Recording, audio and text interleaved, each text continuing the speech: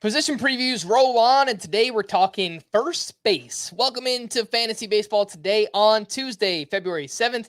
Frank Stampfl joined by Scott White and Chris Towers, and we'll be breaking down everything first base related on today's podcast. As was the case yesterday, let's start with a little outlook, strategy talk. Scott, we'll start with you. There is a lot of talent at this position, both up top, in the middle rounds of the draft, later on in the draft, but oftentimes I find myself waiting. Scott, how would you describe the first base position this season? Leaving pitchers out of it, just looking at the hitter spots. First base is one of three positions where you can afford to wait. I think there are three positions where you can afford to wait, and there are three positions where you can't. Two of the three where you can afford to wait, one of them we just talked about, catcher, then first base. Shortstop is the third. So I feel like certainly for the way I draft, you have to take advantage of those opportunities to wait. And the reason it is a position to wait, I'm theorizing anyway, that just like there's a return to position scarcity now that we're out of the juice ball era, that means that first base again has this advantage where it's very high, very low defensive threshold allows big bats to accumulate there. And we're actually going to feel it again because it's not so easy for those smallish middle infielders to hit home runs. So, and I don't think it's just that. To butt in. Part of it's also we'll see. I think in the coming years, the shift changes I think are going to mean that teams are less willing to. The example I always go to, just because it stands out so much in my mind, was Mike Moustakas playing second base when he got to the Brewers. Teams are going to be less willing to put a Max Muncy or a Mike Moustakas, a prototypical corner guy at second base. And I think, when we get to second base, I think we'll talk about second base being a little shallower. And I think that both of those two things in the coming years are going to play a part in kind of a shift across the defensive spectrum. Yeah, I agree. So what we saw from first base last year was a bunch of home run hitters emerge, but that can be kind of a double-edged sword in fantasy because it's a deep position, but it's like young money, it's like deep with a bunch of players who haven't shown they can do it year after year. Guys like Christian Walker and Nate Lowe and Rowdy Tellez. In terms of high-end reliable talent, first base isn't any deeper than we've seen in recent years. It's basically the same 4 or 5 guys we've been talking about for the past several years. So you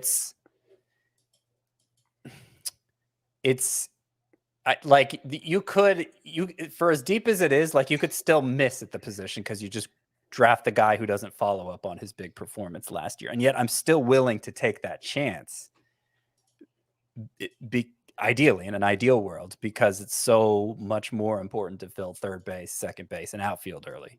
Yeah, that's exactly how I feel too. I mean, in most drafts, I think I would rather take a Devers or an Austin Riley in round 2 over a Pete Alonso or a Jose Altuve or Marcus Semien in round 3 over Matt Olson, because the first baseman that you can get, post 150 in your draft are going to be better than the second or third baseman that you can get post 150. So whenever I look at these player combinations, I always kind of find myself leaning on, all right, let's take the third baseman, second baseman early, and then kind of fall back on first base.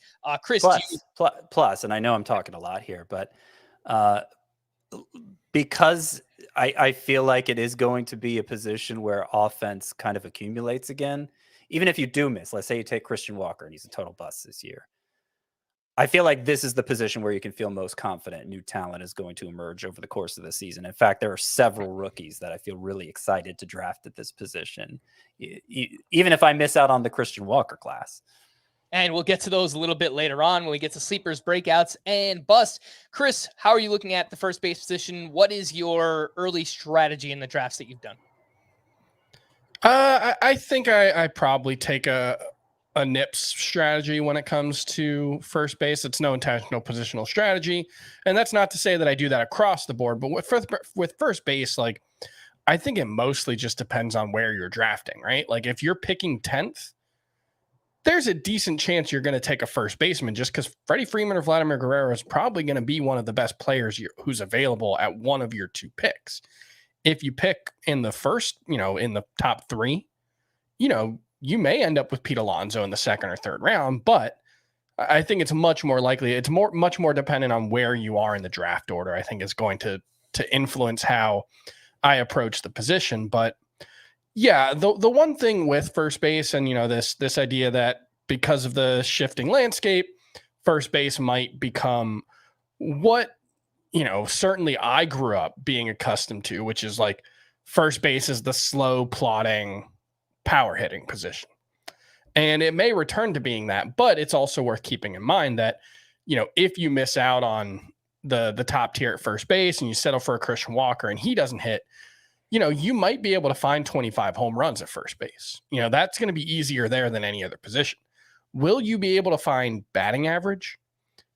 Will you be able to find stolen bases? The latter, almost certainly not. There's not many stolen bases at all. And so that's where, the one thing that you have to keep in mind is depending on how you build your team is, missing out, you'll find someone who's okay at first base, but it might be a very one-dimensional player. That's what first base has historically been. I mean, usually the high-end guys are great hitters along with being great power hitters, but the cheaper guys at first base are generally going to be guys who are very, very home run heavy and may not help you anywhere else. And so, runs and RBI, obviously they'll be pretty helpful, but you get the point. I just want to interject with this real quick, since these are the position previews and they might be the only thing some people listen to. If I'm picking late in round 1, 10th, let's say, I'm taking Rafael Devers. I know that goes against ADP, but that's how important it is for me to fill third base. I'd hate for, the 13 and 14 picks round 1 and 2 of round 2 to be Machado and Devers after I took Freddie Freeman or Vladimir Guerrero in round 1. It's like, shoot, do I go for Austin Riley here or whatever? I just take Devers and see what's available to me early in round 2. And it may end up being one of Guerrero or Freeman, which would be fine. I mostly agree with that. I think I still trust the production a little bit more from Freeman, Scott versus Devers. Of course. No, I agree. But that's how committed I am to filling third base early. And I'm much more likely to take an outfielder if they slip to like a Yordan Alvarez or Mookie Betts or Kyle did a mock draft last week and Kyle Tucker fell to pick 12 for me. That makes sense. Someone like that over a first baseman. Yeah, as well. Tucker and Austin Riley pairing, that'd be fine. It's just that's how thin it feels like third base and outfield are to me, is that like I just can't justify taking a first. Like there isn't enough of a standout at first base that I would be willing to pass over those guys. Last point on the strategy discussion, we were talking beforehand and before the podcast started, and I feel like first base is a good position to attack in a salary cap draft. So you're not, at the mercy of the snake draft where you kind of have to follow ADP and you have to know where players go. And obviously we're prioritizing third base and outfield, and I'd like to get a top 10 catcher. You can't have everything, right? So at least in a salary cap draft, I don't usually spend for top players. So if I'm living in that mid tier, it's much more likely that I can get a Jose Abreu or Vinny Pasquantino or someone like that. So it just feels like maybe that will work out better. And I think that's the result, I think, of there being one huge drop off at first base, after the first, 4 or 5, I guess, Matt Olson. Yeah, Olson's kind of a tweener. But even that, I mean, he's in ADP 16 picks behind Paul Goldschmidt and then 55 picks ahead of Jose Abreu.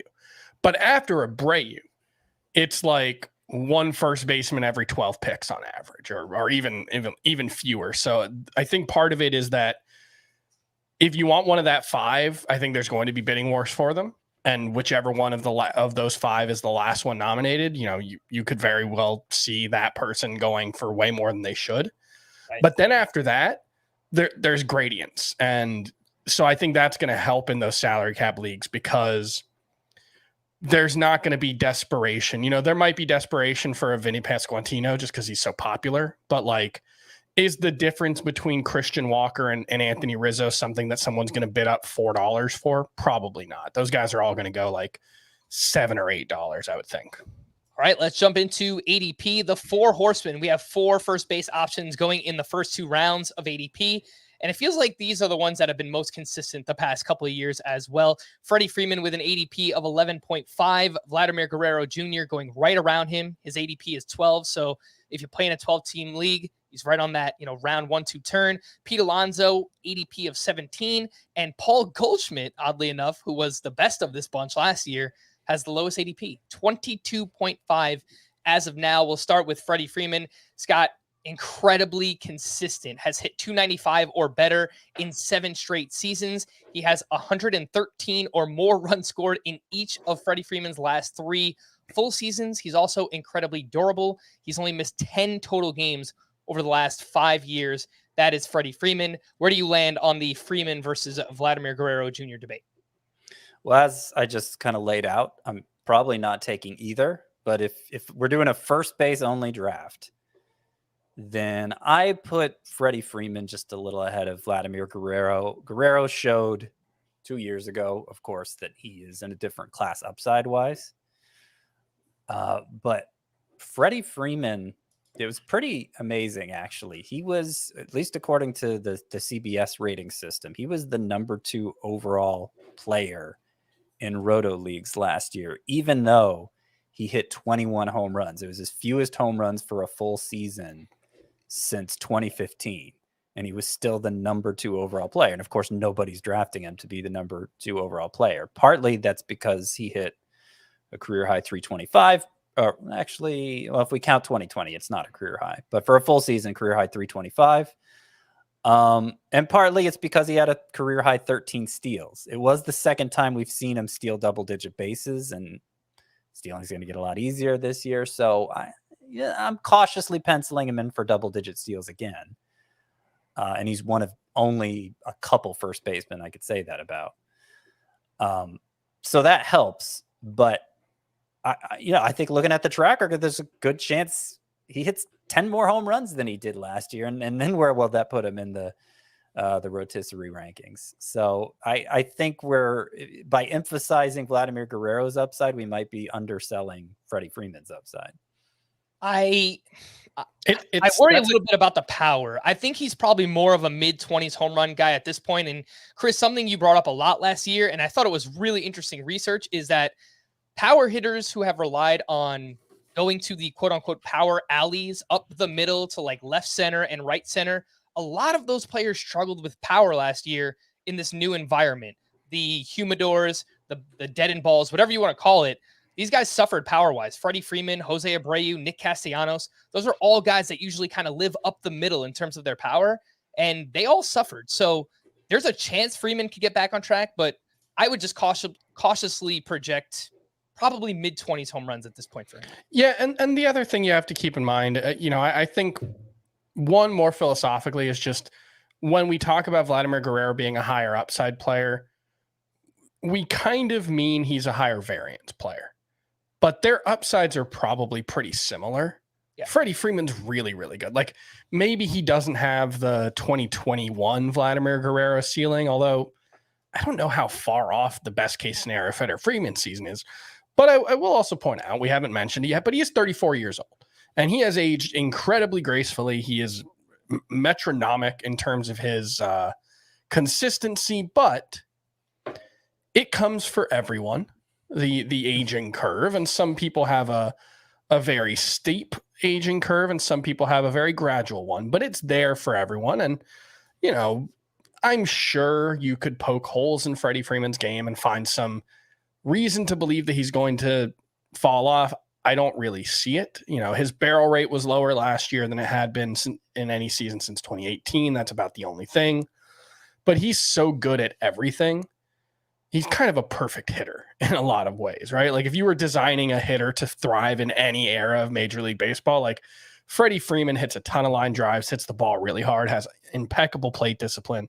He doesn't really do anything wrong, but it could also be the case that this kind of broad skill set, you can avoid falling off only so long. And then, if there's a slight decline, the fall off could be more overstated. I don't know if that's not the right word. I'm not sure what word I'm looking for, but yeah, it's possible that like a small step back in the underlying skill set could hurt Freddie Freeman more than you would think, but I don't actually expect that. I have Vladimir Guerrero ranked a little bit higher, but it's basically a coin flip. I have Vlad ranked higher than Freddie Freeman, but after doing more research, I think I'm going to swap those two. It's incredibly close. I just think I trust Freddie Freeman a little bit more. Vlad Jr. went from 48 home runs and a 601 slugging percentage in that magical 2021 season to just 32 home runs. I say just, right? 32 home runs, still really good. And a 480 slug last year. Why? You could look at multiple reasons. His average launch angle went down. It was 9.4 in 21, 4.3 last year. His barrel rate went from 15% to 11% as a result of hitting more ground balls again. You know, the ground ball problem has been an issue, you know, in 3 of the 4 years. The one where it wasn't was when, you know, obviously he had that monster year in 2021. And you can also remember in 2021, the Blue Jays were playing in 3 different home ballparks. One of them was Salem Field. Vlad slugged 762 in 23 games there, 21 games in a place called TD Ballpark. He slugged 897 in those 21 games. Both of them were very hitter friendly too. So yeah, I don't want to put a cap on a 24-year-old, but it kind of feels like maybe he benefited from playing in those super friendly offensive environments. Well, what's weird about that is Rogers Center used to be seen as super hitter friendly, but and I don't see this talked about a lot, but it installed a humidor a year before most teams that same year where they were split between 3 ballparks, and Vladimir Guerrero put up these numbers, and it seemed to really change the way that park played for the worse as far as hitters go. And now they've changed their dimensions, so who knows? It's all up in the air again. In theory, it's going to help balance things more for the hitters again. But there are some conflicting factors there with the walls both being moved in and also being made taller.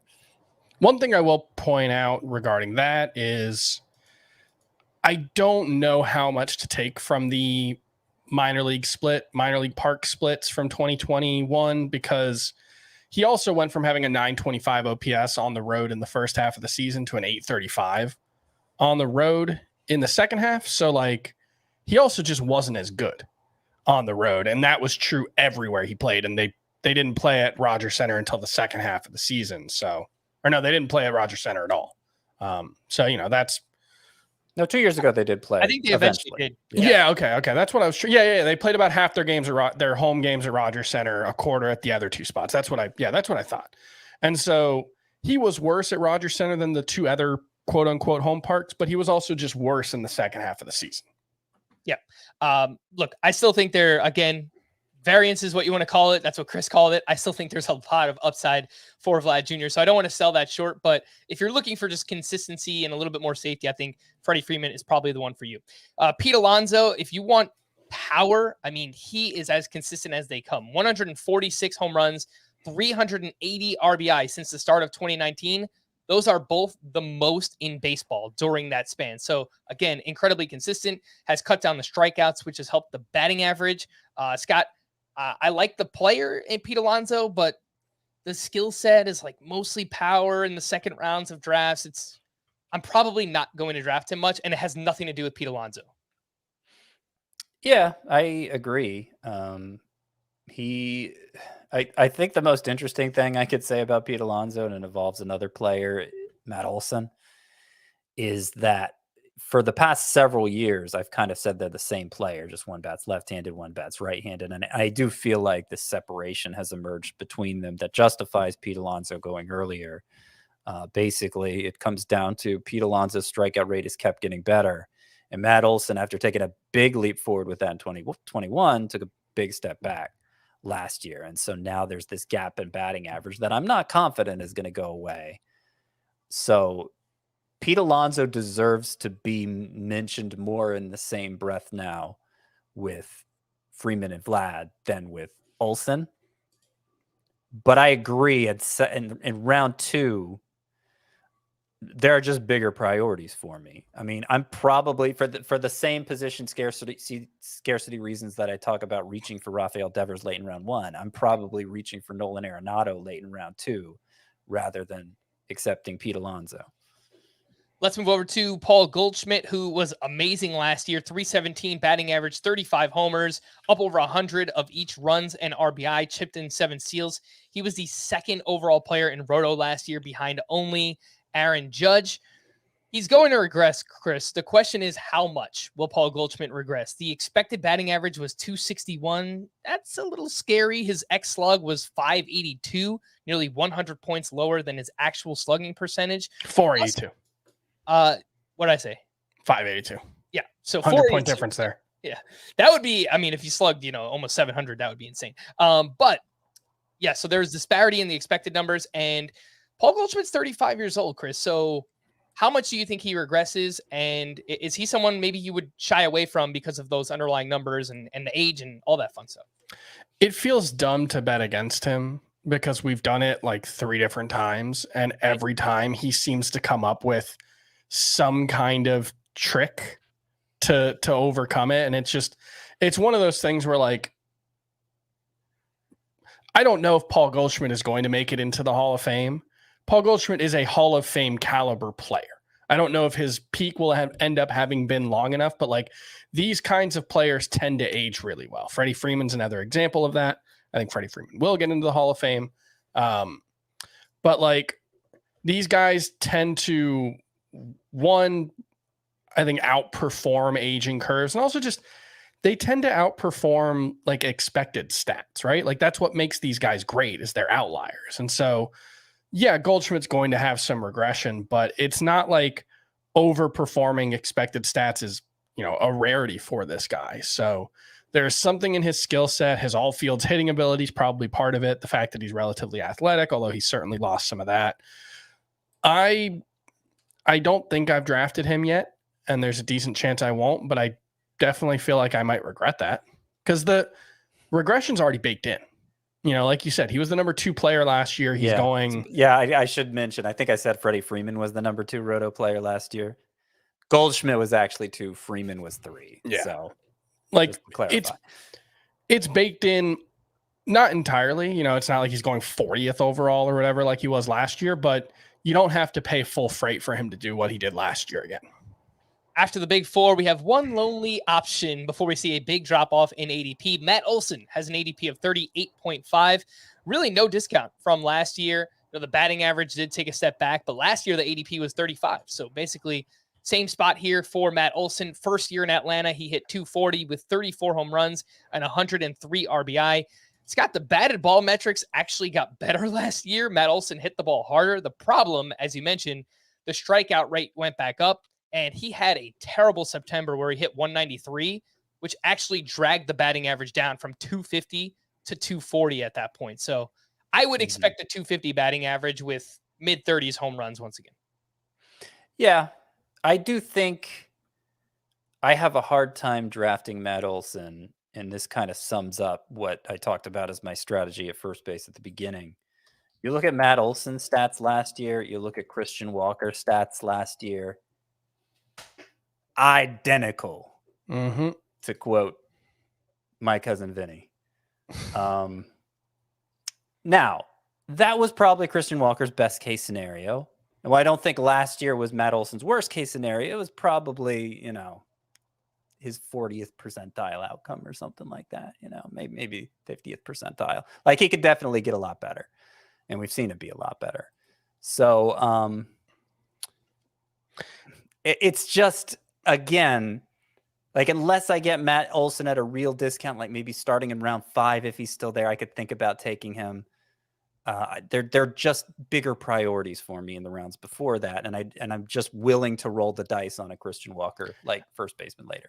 The nice thing about Matt Olson now that he's in Atlanta is he's no longer a one category guy, which outside of 2021, that's kind of what he was. Like you look at even the good seasons in Oakland, it was like 29 to 35 homers, run and RBI numbers, very pedestrian for the kind of power that you were getting. Now, I think he's a fairly safe bet for 100 RBI if he has a normal season, whereas before it might have been 85 to 90 in that park and that offense. So, he's a little bit more well-rounded, but like Matt Olson's the first guy here that you can genuinely say is a one-trick pony.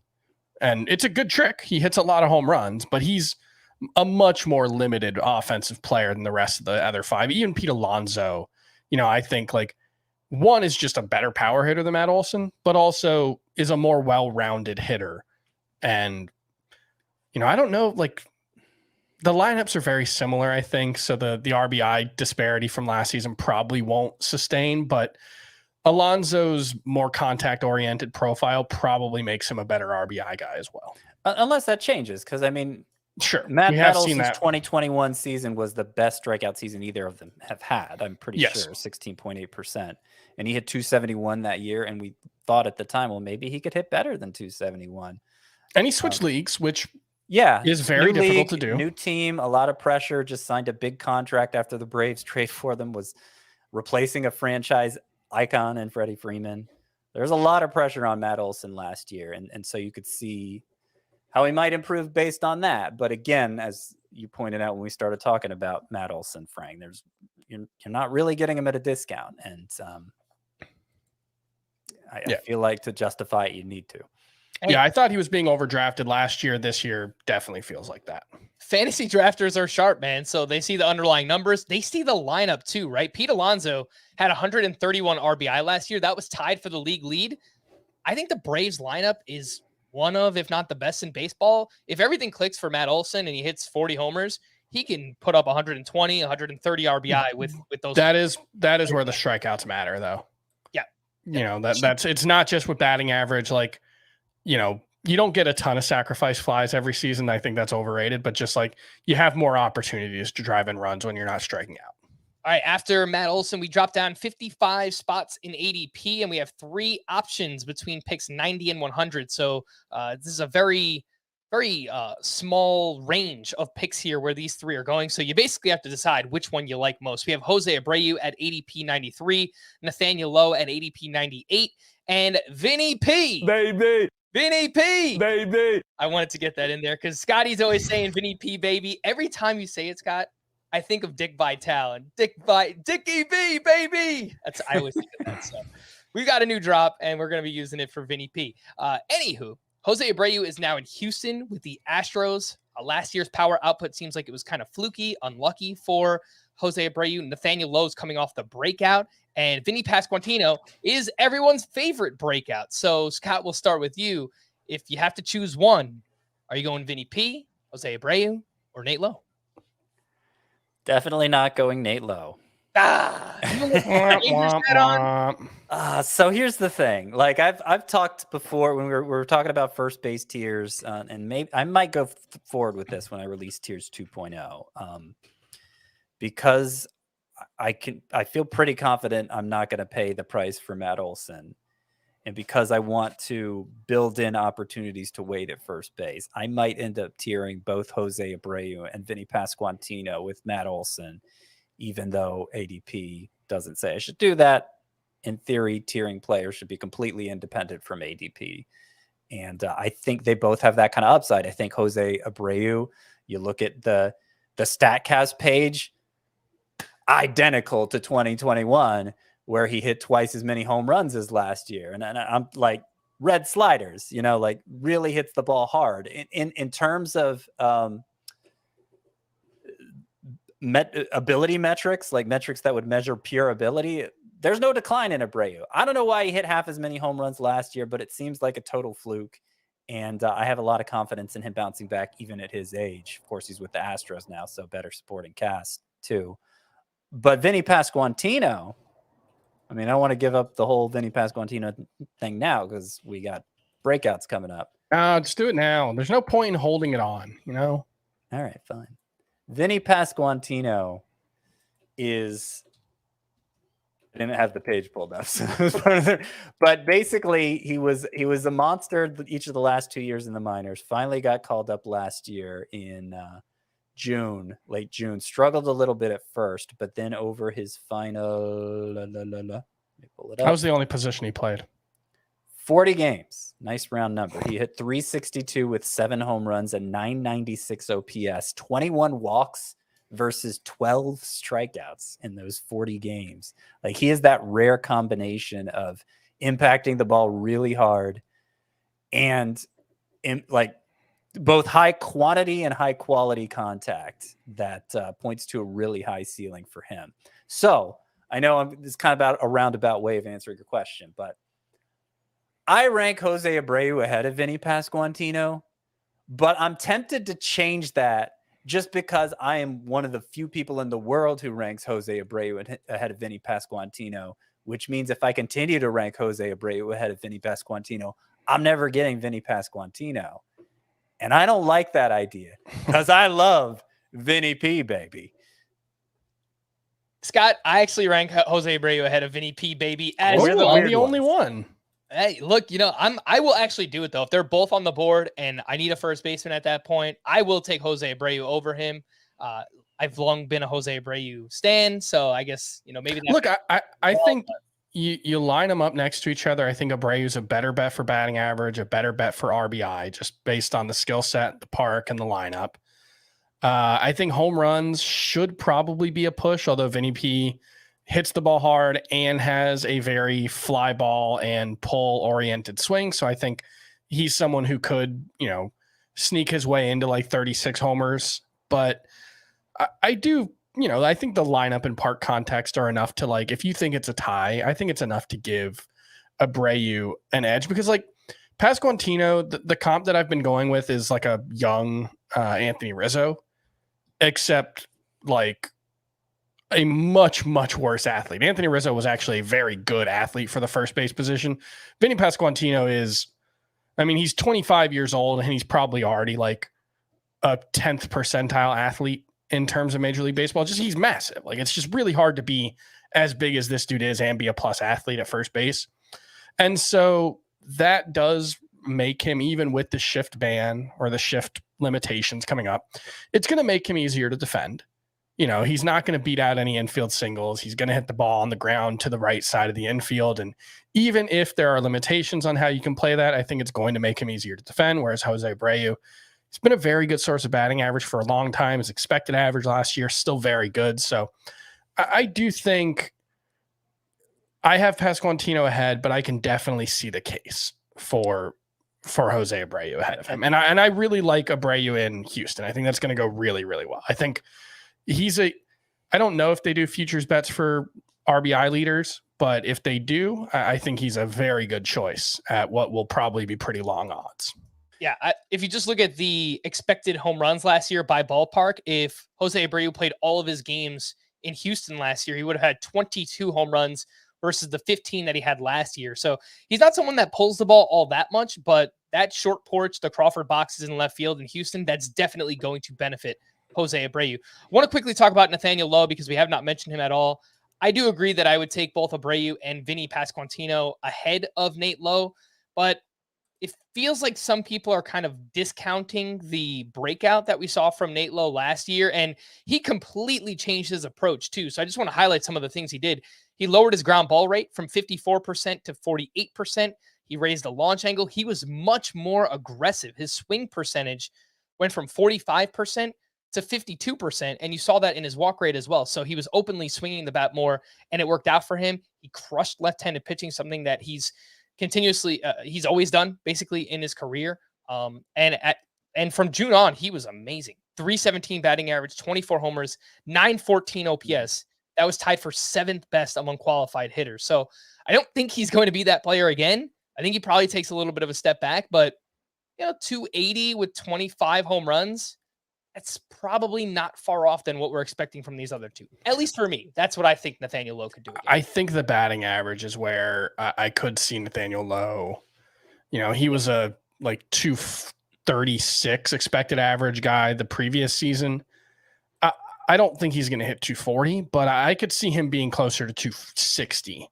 And, with not great over the fence pop, even in a very good season last year. And then the run and RBI numbers, especially, like those should be better, but I don't know what to make of that. Because Adolis Garcia, like, I've talked about how he seemed like he got too many runs in RBI for his numbers. And then Nate Lowe, he had 76 RBIs, 74 runs despite playing 157 games. So I guess Adolis Garcia just took them all away from him. Not that many extra base hits for Nathaniel Lowe. 27 home runs, that's a decent amount, but only 26 doubles. So, 56 extra base hits is a decent number, but it's not a massive number in a lineup that wasn't great last season. So I can see the explanation for it. And to further your batting average point, so the top 4 among qualifying hitters last year in BABIP were Paul Goldschmidt, Nate Lowe, Xander Bogaerts, Freddie Freeman. One of these names is not like the others. Like the rest are like established, consistent batting average standouts. And then there's Nate Lowe, who, we usually expect a 363 BABIP to regress. You know what? I was there since day one with Nate Lowe, and I'm not quitting now. So I'm sticking with him. About a round later, we have 3 more first basemen going between picks 115 and 120. So again, really small range. If you want a first baseman at this point, you got to decide between these 3. And it's CJ Cron with an ADP of 115.5, Rhys Hoskins at 116.5, and Christian Walker at 119. CJ Cron, solid again last year, 257 batting average, 29 home runs. He did fall off quite a bit here in the second half, 197 batting average, 604 OPS. I looked into it. It seems like it was mostly unlucky. So I don't know that I make too much of that. Age 33 season here for CJ Cron. Rhys Hoskins has been incredibly consistent, lower batting average, but you're probably going to get around 30 home runs. And Christian Walker, guys, he's probably one of the hardest players for me to rank because he did a lot of really, really good things last year, cut the strikeout rate. He hit a lot of fly balls. He hit the ball hard. He got even better in the second half, but it's a lack of track record. How much do you trust it when it comes to Christian Walker? So Chris, we'll start with you. Between these 3, Cron, Hoskins, Walker, which one do you prefer the most? I have Hoskins ranked highest, but they're separated by 5 spots total. So it's really very close altogether. Hoskins, I feel like he might be the most boring of the 3. He's someone who, when he came up, we thought he was going to be like a 40 homer guy. And then the quality of contact metrics for him are kind of just okay, but he's a very solid 30-ish homer guy who probably doesn't have a lot of ceiling for batting average. So if you want to talk yourself into Christian Walker having more upside, I think he's probably the highest upside pick of this 3. Scott, same question for you. Cron, Hoskins, Christian Walker. Actually, I'm going to ask you to rank those 3. Not which one do you like the most? Walker, Hoskins, Cron. How do you rank them? Hoskins, Walker, Cron. Same. And it's, the difference there between Hoskins and Walker is just my faith in them. I think even if Walker's good, his production will be about the same as what you can expect from Hoskins. I do think there's a case to be made that even as a right-handed hitter, and I saw MLB.com was making this case too, Christian Walker could stand to benefit from the shift ban. There's a 15-point gap in expected batting average versus actual batting average, and he was pretty, for a right-handed hitter, he got shifted on a lot and was pretty bad against it. So part of the problem for him, though, he's got the worst home park by a mile of this 3. And that case I made for his batting average improvement, it's like such a small little detail. Like it's just, is Christian Walker really as good as he showed last year? That's obviously the much bigger question. I find I draft him a lot. I find I draft him a lot because this is the range of first base where I want to draft from, and just a lot of people don't seem to have faith in him. Like, for as much as I was just bad-mouthing Nate Lowe, I'd rather draft Nate Lowe at his price than Pete Alonso at his price. So this is the range I'm looking at. And you're looking at players with bigger question marks in this range, including Walker, but it's the hope that what he did last year was closer to legitimate than not, really, in the case of both of those players. And every year there's a few players like this that break out and we just don't know whether to believe it or not. And it obviously could go one of 2 ways. Christian Walker could back it up. Last year, he was the 50th overall player in Roto. Again, the ADP is 119. If he does that, he's a huge steal at this cost. Or he can kind of revert back to the player we saw the previous years before last season. But that's kind of where I think Christian Walker's been a little underrated for, the last 4 seasons. You look at it, and he was bad in 2021. He was awful. 697 OPS. No explaining that. That was terrible. But 792 OPS in 2020. That's not great, but he actually was among the league leaders in doubles that season. He just only had 7 home runs, but his quality of contact metrics were still quite good. And then 2019, he had 29 home runs. His overall production wasn't great, but 824 OPS that season. He played 152 games. Doesn't really have platoon issues. Like, I think Christian Walker is miscast as a 1-year wonder, I guess is the way I would put it. And it's basically 2019 to 2022. Yeah, right. 2020, he was good. It was just, I think there was some bad home run variance is the way I would put it. He only had 7 home runs, but he had 18 doubles. And that was the 60-game season. Yeah, that was the 60-game season. So you're talking about a 50-something game sample size for him there. I guess I'm arguing Christian Walker is better than you think he is. That could be true. And I don't think he's a 1-year wonder. I just think there's a lack of a track record compared to someone like Rhys Hoskins. Now, the more I think about it, CJ Cron and Christian Walker have probably had the same number of relevant fantasy seasons, probably. Yeah, just distributed slightly differently. Yeah, for CJ Cron. So they're not really, dissimilar, I guess, in that way. But Walker could pay off in a huge way if you do trust what we saw last season. Let's take a break. Before we do that, reminder that you can join our Fantasy Baseball Today Facebook group. That's facebook.com/groups/Fantasy Baseball Today. The link is in the podcast and the YouTube description. If you have a question, we've got some mailbags coming up that, we'll try and answer as many as possible, but of course we won't always get to all of your questions. You can ask it on that Facebook group, and there's a lot of people interacting with keeper questions, draft questions, dynasty questions, whatever you got, you can throw it in there on the Facebook group and someone will reply and have a nice little conversation. So again, join up there, but let's take a break and we'll be back right after this. Why are we stopped?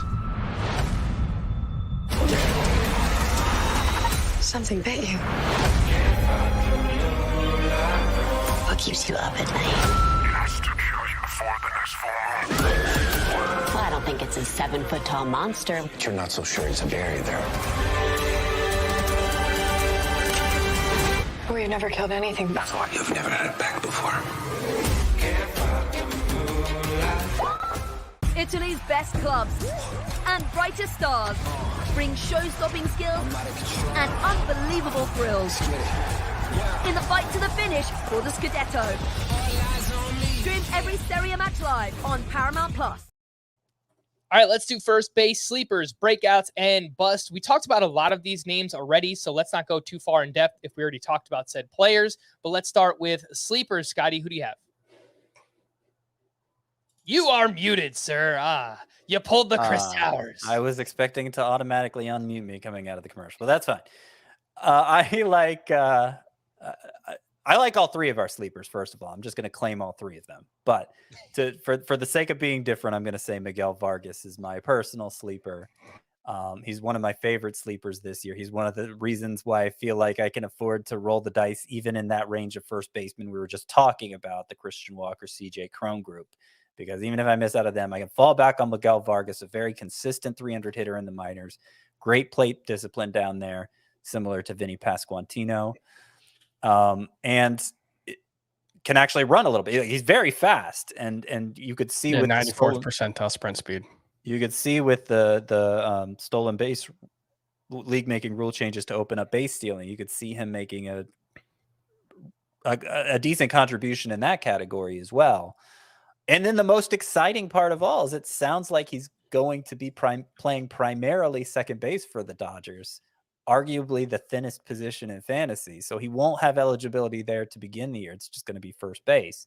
But he'll pick up second base soon. He was primarily a third baseman in the minors, and as much as the Dodgers like to move people around, maybe he'll pick up third base eligibility. He might even pick up outfield eligibility before all said and done. So very excited about him. The most questionable part of his skill set is home run power.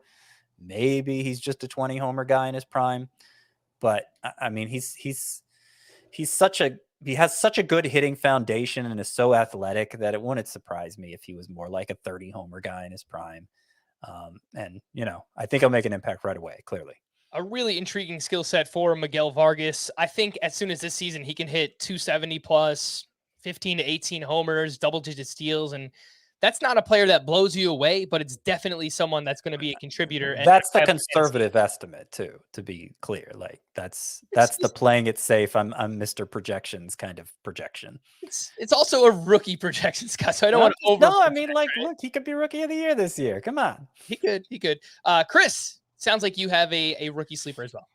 Yeah, I love the prospect who gets called up at the end of the season and struggles because their value's going to tank. And like, if Tristan Casas had never made 27 appearances at the major league level last season, but was penciled in as the starting first baseman for the Red Sox going into the season, coming off an 889 OPS as a 22-year-old consensus top 30 prospect, he would definitely be going higher than like 238.25 or whatever his actual ADP is right now. So I just think this is an awesome opportunity to buy a very, very good prospect who, as far as I'm concerned, doesn't really have any playing time concerns. He wasn't great in his cup of coffee last season, but well, here's something, a couple things real quick.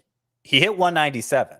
So yes, I think the average person will look at that and say, Tristan Casas, I'm not sure he's ready for this. Despite hitting 197, he reached base at a 358 clip. He had a 20% walk rate. Yeah. And he homered 5 times in 76 at bats, less than 100 plate appearances. And I think at least a couple of them were opposite field shots. Yep. Good play. Yeah. The quality of contact metrics weren't great, but you'll still, all the scouting reports still suggest there should be plus raw power here too. The ADP for Tristan Casas right now, according to Fantasy Pros, is, I just saw it, 227.5. For Miguel Vargas, it was 290.5, but Vargas is on the rise after that recent report that he could be the opening day starting second baseman. And Chris, and both of these guys, Casas and Vargas, I would be okay if I drafted them to start for me at first base, a position where I feel like there are going to be a decent number of players emerging mid-season if it doesn't work out. Like, these are kind of my ultra fallback options at the position. I could see it in a shallower league, Scott, because you'll have higher replacement value. But if I'm playing in one of these deeper 15-team leagues, I probably want them as corner infielders, personally, for me. Tristan Casas I have as a breakout, so I'll just kind of add on to some of the things that you said, Chris. 5 home runs in the 27 games played. 3 of them went to the opposite field. Scott mentioned that. 1 of them went off Garrett Cole to the opposite field over the Green Monster. So I love the all fields power approach for Tristan Casas. And I know we get in trouble with these small sample size type things, but final 13 games, he was already making adjustments. 316 batting average, lowered the strikeout rate during that time. The Red Sox clearly believe in him as well because they cut Eric Hosmer. Tristan Casas, full runway to be starting first baseman this season. My sleeper at first base, more so undervalued than anything, is Rowdy Tellez. He has an ADP of 172.5, so not going as late as some of these other options you guys have mentioned. One of 10 players to hit 35 or more home runs last year, and I kind of feel like in this environment we need as much power as we could possibly get. Last year, Rowdy hit only 219, but his expected batting average was 252. And of course, we do have those shift restrictions coming in. Made a clear change in his approach, launch angle change, career high 45% fly ball rate, a near 13% barrel rate for Rowdy Tellez. That was 4th best among qualified first basemen. So probably a 240, 250-ish batting average, but I think we could get 30 plus home run power once again from Rowdy Tellez. And a shout out to Matt Mervis. We'll talk about him in just a little bit as well. I still do like Matt Mervis. He is a prospect with the Chicago Cubs. Breakout for both of you guys. Someone we already talked about. Do we need to say much more? Vinny P, baby. Probably the most popular breakout pick of all, but I want to make sure I plant my flag in that too. Yeah, I only assume that Frank didn't include him as his breakout to be different. Just didn't mention a different name. I didn't write about Vinny P in my breakouts, and I actually wrote about Tristan Casas, so wanted to remain consistent. But yes, I think there's a very real chance that Vinny Pasquantino breaks out over a full season. He's awesome. He hits the ball hard. Elite plate discipline. The only thing that I could see holding him back is the ballpark and the lineup around Pasquantino. Outside of that, I have pretty much complete faith in Vinny P. Baby. Bust this year. Chris, we'll start with you. Who do you have? Nate Lowe. And, I think we pretty much covered that one already. I don't think we need to beat Frank's soul any harder. My heart. I don't know. Like he was one of those guys who took like small steps forward across the board, and that can often lead to big changes. But it's also the kind of thing where it's like, well, if all that was preventing him from going from a fantasy afterthought to, a very good player was like a 2% drop in strikeout rate and a 4% rise in ground or fly ball rate. And it all kind of points to like, man, if there's even a slight amount of regression in the skill set, I think things could come crashing back down. So I don't dislike the player. I can certainly see the case for him. The fact that he's a lefty who hits lefties really well, I think is a plus in his favor. And I think, that could end up, helping him beat expectations. But yeah, I don't love the price more than anything. Yeah, I get it because he's going around Pasquantino and Jose Abreu. I don't really love the price either. He'd have to fall a little bit for me to actually draft him, which happened last week in our mock draft. But I have a little bit more faith in the changes that he made last year. Scott, a bust for you. So I didn't have one already picked out in my bust column, but whenever I'm forced to draft CJ Cron from that range I like to draft in, I just hate it. I throw a little hissy fit because it's not what I want to do. Like, I think I should have just waited a little longer, drafted Rowdy Tellez. CJ Cron has some of the worst home away splits, not surprisingly because he plays at Coors Field, but also some of the worst second half splits. So he hit on the road, he hit 214 with a 619 OPS last year, which means you probably shouldn't be starting him on the road. And what good is a first baseman? You can only start half the time. And then in the second half, he was even worse, 197 with a 604 OPS. I don't imagine that he's done. Like, I don't think that was the beginning of the end for CJ Cron, but it's just something else to worry about. And because of that home away issue, it's just like, I just don't feel right about having him as my first baseman. Think about the pre-Coors Field version of CJ Cron and how like hit or miss he was. He had the one really good season with the Rays, but other than that, it was like, man, this guy could be good, and so yeah, it's entirely possible that like when the end comes for this kind of player, it can come really, really quickly.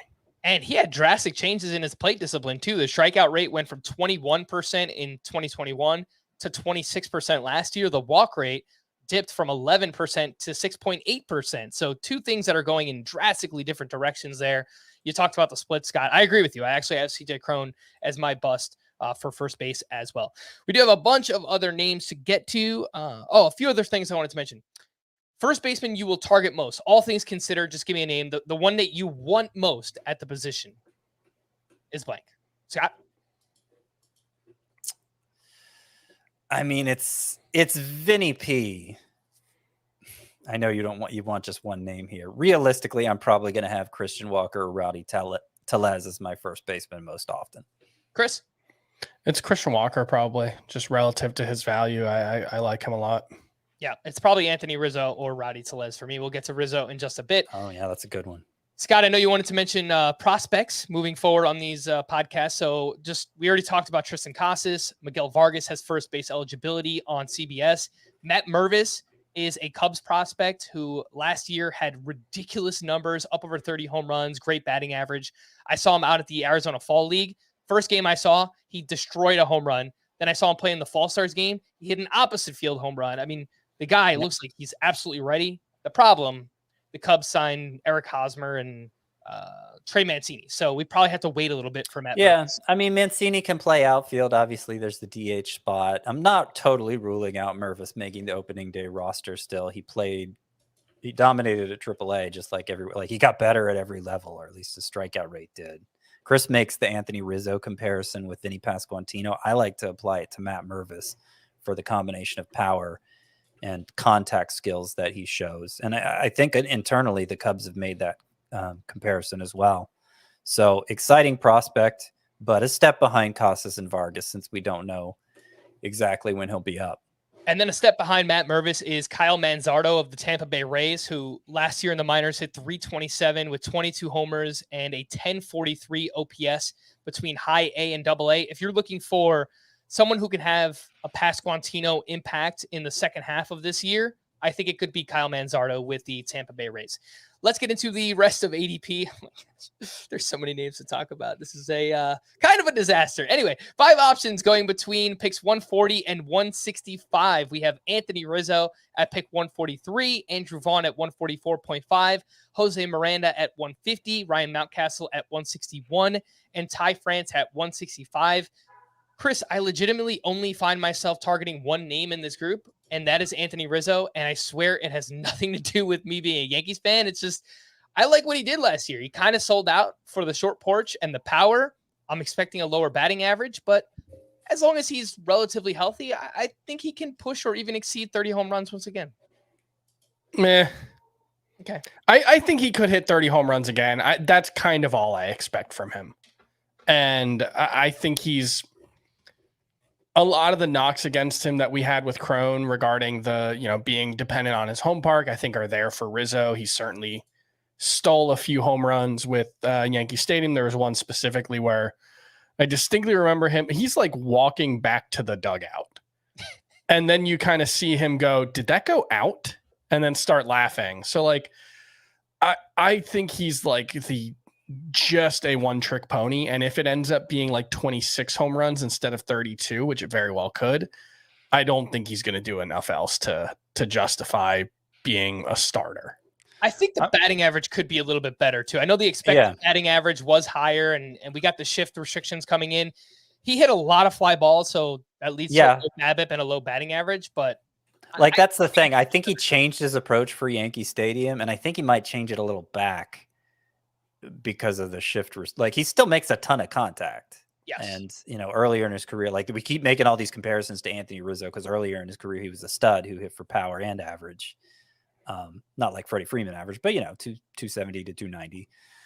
And I'm not saying he can get back to that, but of this group, he feels like the one that I'm tiering with the previous group. Like, I'm almost as okay with Anthony Rizzo as my first baseman as I am Christian Walker. Especially in a head-to-head points league. 3.2 fantasy points per game for Rizzo last year. That was sixth best among first basemen. So better than Olson. Yeah, that plate discipline is really, really good for those who play in that format. Scott, Andrew Vaughn and Jose Miranda feel very similar at this point. They're young players. I think they both possess upside. I'm not sure that we tap into it yet. I think they probably, gradually get a little bit better this year, but they both kind of hit too many ground balls that limits the power. I just kind of feel like they're okay, 260 and I think I'm out on the idea that Miranda has like high end upside. He makes contact at a pretty good rate. His exit velocity, hard hit rate, middle of the road. I think, like, especially since he was such a breakout player in the minors, like, where did this guy come from putting up these monster numbers? I think last year was kind of the back to reality for him. I understand it was his rookie season and there's always a chance he can get better, but he's not especially young. And I just think this is kind of who he is, and it's fine, but it's more corner infield material than a potential starter at first base, though he is also eligible at third base, right? Which helps. Yes. Quite a bit. Vaughn, I kind of feel the same way about Vaughn because nothing in the underlying numbers looks that impressive. But I just give him a little more benefit of the doubt because the White Sox have been so weird about his positioning, playing him out of place in the outfield where he wasn't very good. And because he's a former number 3 overall pick, right? So he has this pedigree that I still pay respect to after a couple years in the majors already. I will say in regards to Vaughn versus Miranda in particular, I think Vaughn has shown a stronger skill set just in terms of the quality of contact, if nothing else. 82nd percentile average exit velocity, 90th percentile hard hit rate, makes a lot of contact. I think he's, this might be a case where he's probably too aggressive at the plate and ends up swinging at pitches that he shouldn't. But, he's one of those guys who, like, if he just starts hitting the ball in the air a little more without sacrificing the quality of contact, I think he could take a big step forward. I don't feel the same way about Miranda, whose quality of contact metrics are much more middling, 50th percentile ish. Yeah. Pulling up Vaughn's page now, I didn't realize his, 82nd percentile average exit velocity, 82nd percentile max exit velocity. That was actually better than I was thinking. So I was not giving him enough credit, probably. And Vaughn posted a 115 max EV as a rookie in 2021. And if you see a number like that as a rookie, that means you probably have a future as like a 25 home run hitter at the least. So I think there's a chance he can, if everything works out for Vaughn this year, finally playing first base, he could hit 275 with 25-ish home runs. That could be the upside case for Andrew Vaughn. Ryan Mountcastle, I feel so bad for the guy. He hits the ball so hard, 91.3 average exit velocity, 15% barrel rate. Are you kidding me? 94th percentile. But these changes to the dimensions in Camden Yards just absolutely crushed him. His expected home runs were 27.6, yet he only hit 22. And Chris, those dimensions aren't changing back. So I kind of feel like this is where we're at with Ryan Mountcastle. Yeah, this was one that, like, it feels like we called it last spring. Remember, if you were listening, I think he was a bust for all of us. None of us really liked him. And then he took this big, like, legitimately huge step forward as a player in terms of, like, the quality of contact he was making, especially expected WOBA on contact jumped from 422, which is pretty good, to 463, which is borderline elite. And yet, because the Orioles turned Camden Yards into a gimmicky park, all of a sudden Ryan Mountcastle's breakout is buried, and it's very likely that we won't see the fruits of that until and unless he changes teams. Yeah. Last thing I wanted to mention on Ty France, he was the other player in this group here. I think he's been pretty consistent the past 2 years. Batting average between 274 and 291, home runs between 18 and 20. I know he fell off late in the season last year, second half, but he was dealing with an elbow injury in June. And basically after that, that's where the numbers really started to fall off. So I think he could bounce back a little bit more this year. I don't think he's like a high upside play, but I think he's solid, probably also as a corner infielder. I'm going to end up with Ty France on a lot of teams, I feel like, because he's just like, I think he's a really solid source of batting average, if nothing else. He is. And it's hard to get at the range where he's going, but I do think you're going to be at a disadvantage power-wise if Ty France is your first baseman. Yeah. And it's worth pointing out he's no longer eligible at second base. Like, I think he had been from the beginning. I thought he had multi-eligibility. Does he not anymore? Not anymore. Not on CBS. Maybe if you play with a bunch of yahoos, he does. I can't speak for that, but not on CBS. 5 players going between picks 170 and 190, but we will save Brandon Drury for the third base preview and Jake Cronenworth for second base. Josh Bell at 172.5, Rowdy Tellez also at 172.5, and then Joey Meneses at 178, who has first base and outfield eligibility. Josh Bell signed a 2-year deal with the Guardians this offseason. They are 14th in home run park factor, so feels okay in terms of the ballpark last year. Completely fell off with San Diego late in the season, but that was because a huge rise in ground ball rate, 57% once he joined the Padres. So that's always been the issue with Josh Bell. I mean, if he can, just maintain a sub 50% ground ball rate, I think we're probably back to, 20 home runs with a pretty solid batting average. Yeah, I mean, he hit 27 home runs in 2021. He had 14 in 103 games with the Nationals, also hit 301 with an 877 OPS. So he was looking like a stud, more or less, before that trade to San Diego, which, as you point out, just tanked his numbers. A lot of it had to do with the ground ball rate. And yes, we have seen that from him in the past. There have been these frustrating spurts from Josh Bell where he shows huge upside, makes high quality contact, has incredible plate discipline.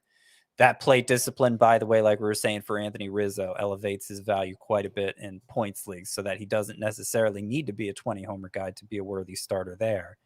But I think he's probably going to be a 20 homer guy. And I think from this group, Josh Bell and Rowdy Tellez, who we've of course already talked about. I look at them and I wonder why they're this low. Because I'll take both over Ty France. I'll take both over Ryan Mountcastle, Jose Miranda. I'll take both over Andrew Vaughn. And so I guess that's even more reason why I could potentially wait at first base. It's, it's a little harder, Josh Bell, because, he's let us down so many times. But I do feel like the upside's there in the way it isn't for some of those other players. Yeah, I agree. I think Josh Bell is undervalued going this late in drafts. Chris, I mentioned the name Joey Meneses, the ADP again, 178, a 30-year-old journeyman who kind of broke out late in the season with the Nationals. He hit 324 with 13 home runs and a 930 OPS in 56 games with the team. Lots of line drives, hit the ball hard, but we have no track record to go on. What do you think of this price tag right around 180? I generally think anytime you're talking about a 30-year-old who's got a 56 game sample size to go on, you should probably be very skeptical, but the price isn't so bad that it's, that I'm running and screaming from him. The underlying metrics are fine. They're pretty good, 91.4 mile per hour average exit velocity, decent strikeout rate. So there are worst bets you can make. There are worse picks you can make outside of the top 200 if that's where he falls. I wouldn't reach for him by any means, but there may come a point where I just shrug and take him as a corner infielder. It's just when you see Tristan Casas and Miguel Vargas going after him, it's like, how can I justify the Meneses price tag? But I do think that's probably going to change as we approach opening day. And they're going to be the hype guys, and Meneses will slide even more. It's a little it's kind of similar to Frank Schwindel a year ago, who had that crazy finish with the Cubs in 2021, and then was obviously busted in fantasy last year, but was also going pretty late. The underlying numbers look much better for Meneses. The minor league track record doesn't. That's kind of the weird thing too. Like, he wasn't a very good performer in the minors, but then, the data backs up what he did in the majors more or less. So he's I don't know. 30. Like that. The thing I struggle with is he kind of gives me like a Jesus Aguilar 2017 vibe, except Jesus Aguilar was 3 full years younger. And so that's where, if you want to be optimistic, there are some reasons to be so, but it's just, this is not a profile that tends to be real. And normally you don't want your players playing for the Washington Nationals, but at least in this case, they're going to give him some leash. They're going to see what he could do. So if nothing else, he'll have playing time. That is Joey Meneses with the Nationals. 3 going from picks 210 to 240. Seth Brown at 210.5. Tristan Casas, we talked about, at 227.5, and Josh Naylor down at 236.5. Scott, surprisingly, Seth Brown and Josh Naylor were both top 150 players in Roto last season. Seth Brown, 25 homers and 11 steals. Josh Naylor hit 256, 20 homers, 79 RBI for him. So they are not sexy by any means, but if you're talking about a deeper league corner infielder, I kind of get it. They're going to play for their respective teams. Seth Brown and Josh Naylor. They're going to play against righties. I do feel confident saying that. Josh Naylor, they were playing games with his playing time a lot of last year, and it was frustrating because there were stretches last year where he looked like he could be emerging as this must-start bat. And I don't know. I think they're probably being drafted appropriately. I don't have a ton of confidence in either being impact players, Seth Brown or Josh Naylor. I feel like Naylor probably has more upside of the two, and Seth Brown could just be he could be Frank Schwindel in that he just goes away and we never hear from him again. Less likely for Naylor, but I'm not excited about either. I do like for Naylor, at least. He does make a lot of contact, and he hits the ball decently hard, 113.4 max EV last year. So he does have the ability to hit for pop, but lots of ground balls as well. So I think he's fine. That is Josh Naylor. Lots of multi-position eligible guys from 260 through picks 300. Trey Mancini, DJ LeMahieu, Yandy Diaz, Miguel Vargas, who will gain second base eligibility likely early on in the season. And then Will Myers, who signed on with the Reds. Chris, are there any names here? Myers, Vargas, Yandy Diaz, DJ LeMahieu, Trey Mancini that you have any interest in? I have a decent amount of interest in Will Myers. I'm with you on him being a sleeper pick. Terrible last season, but he was good in 2020. So I don't think he's necessarily finished yet. And obviously the Great American Small Park can be very good for him. And then DJ LeMahieu, I think you can just point to the toe and say that's the reason he struggled. And he's never going to be the 2020 version of himself again. He probably won't ever be the 2021 version of himself again, but it should be a very good source of batting average, should be a decent source of runs and RBI in that lineup. And, probably not a good source of power, but a non-zero in that ballpark. So I do think DJ LeMahieu, I'm going to have him on a lot of teams this season. You could maybe blame last year on the toe for DJ LeMahieu, but what do you blame 2021 for? Because he was even worse. He had a bad season. I'm pretty sure he was banged up in 2021 as well. Well, he's in his mid-30s, and now they have a full infield without him. And if they call up Anthony, well, shoot, I mean, even if you're not including the up and comers, Oswald Peraza and Anthony Volpe, let's say they're off the roster all season long. The Yankees have a full infield without DJ LeMahieu. And realistically, those guys are going to be up. I mean, Peraza could be up from opening day.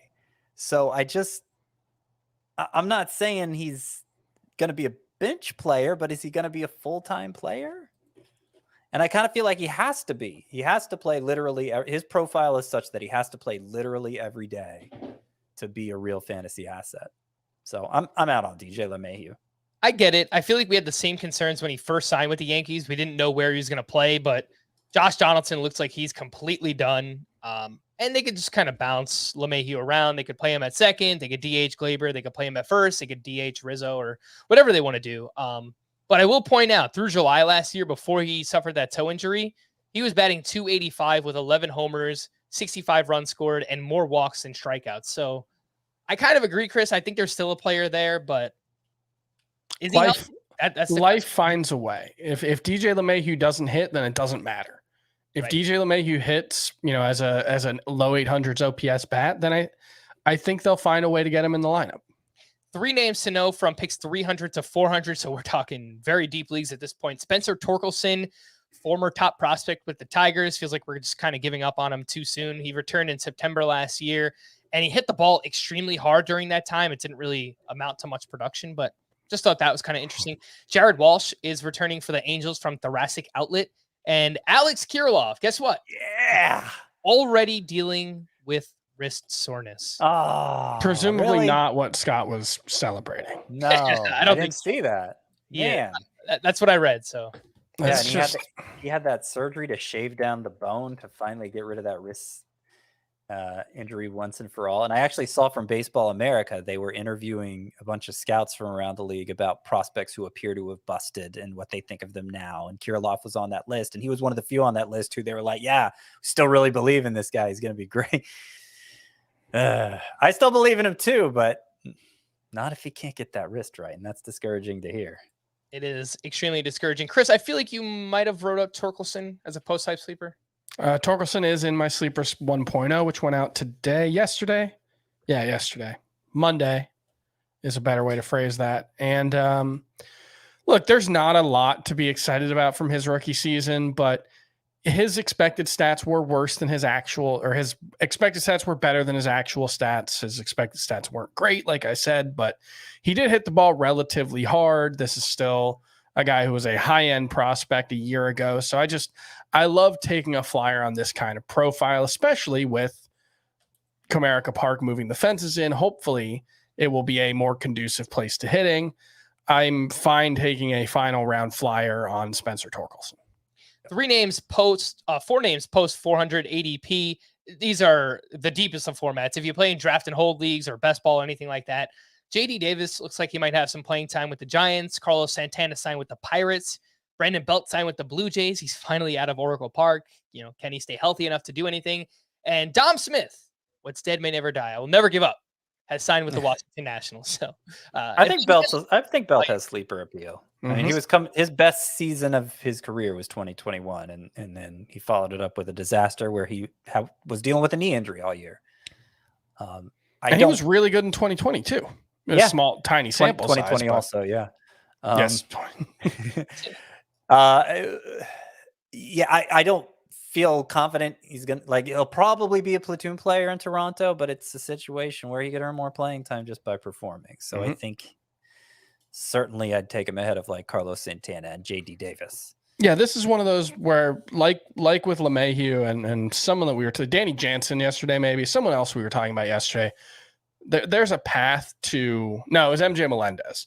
Where one thing that it's worth thinking about with a player like this is we don't know if they're going to play every day. And that's why their price is so low, in addition to the concerns about them being good enough to play every day. But if Brandon Belt does hit like he did in 2020 or anything close to that, it's not linear growth in terms of his value. It's not he could be a late round player. It's no, this guy could be a top 100 hitter if he hits well enough to force his way into the lineup. And if he doesn't, you just drop him. It costs you nothing. Right. Yep.